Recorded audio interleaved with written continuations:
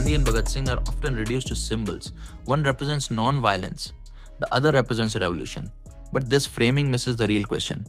The real conflict between Gandhi and Bhagat Singh was not about methods. It was about two radically different psychologies of resistance. Both wanted freedom. Both understood injustice. But they responded to oppression in opposite ways. Gandhi's resistance was rooted in moral authority. He believed that power collapses when it loses legitimacy. For Gandhi, the enemy was not the British alone, but the cycle of violence itself. His psychology was built on restraint, patience, and collective conscience. He trusted that sustained moral pressure could exhaust an empire. This form of resistance requires extreme emotional discipline. Gandhi believed that suffering, when willingly accepted, could expose injustice more powerfully than retaliation. His method demanded self-control, long-time horizons, and faith in the moral awakening of both oppressor and oppressed. Psychologically, Gandhi appealed to the masses. His approach worked because it was scalable. Millions could participate without weapons, but also required obedience to rules, to restraint, to delay. Gandhi's resistance was low, controlled, and morally centralized. Bhagat Singh represented a very different psychology. Bhagat Singh did not believe that morality alone could dismantle power. He believed power responds to disruption. Where Gandhi saw violence as corruption, Bhagat Singh saw silence as complicity. His resistance was built on urgency, symbolic shock, and personal sacrifice meant to awaken fear and attention. Psychologically, Bhagat Singh rejected patience.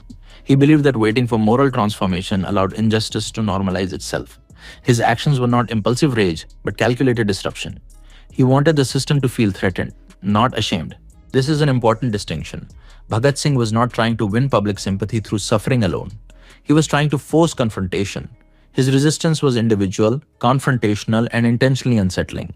Here lies the real psychological divide. Gandhi trusted society's conscience.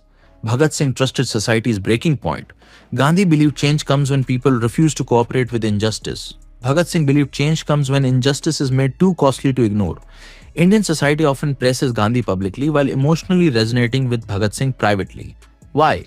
Because Gandhi's method aligns with obedience and patience, while Bhagat Singh's method aligns with suppressed anger and moral frustration. But here is the uncomfortable truth. Gandhi's approach works best when power still cares about legitimacy. Bhagat Singh's approach emerges when power stops listening. Neither psychology is complete on its own. Blind non-violence can turn into moral paralysis, where injustice continues uninterrupted. Blind revolution can turn into chaos, where violence replaces ethics. The Mahatma and the revolutionary were not opposites. They were responses to different psychological thresholds of oppression. Indian history chose Gandhi as its official moral parent because his psychology allowed stability after independence. Bhagat Singh remains emotionally powerful because his psychology speaks to moments when restraint feels like surrender. The real question is not who was right. The real question is this: when does resistance require patience, and when does it require disruption?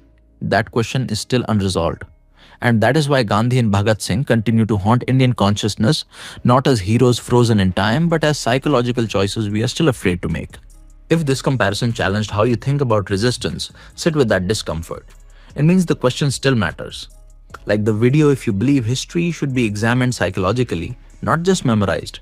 Subscribe to FAQ Saga for deeper explorations of power, obedience, and human behavior, and share this with someone who believes resistance has only one correct form.